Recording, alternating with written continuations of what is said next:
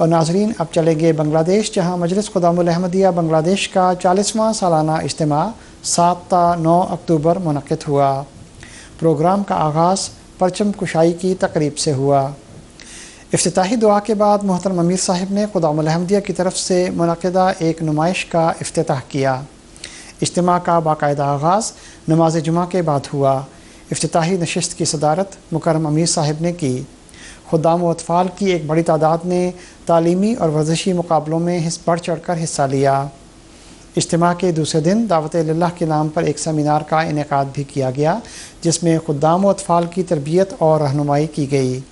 اجتماع کے تیسرے روز سالانہ جنرل میٹنگ اور مجلس انصار سلطان القلم پر ایک ورکشاپ کا انعقاد کیا گیا۔ روزگار کی تلاش میں خدام کے لیے ایک جاب فیئر کا اہتمام بھی کیا گیا۔ اس کامیاب اجتماع کا اختتام دعا کے ساتھ ہوا۔ اجتماع میں 92 مجالس کے 760 خدام اور 188 اطفال نے حصہ لیا۔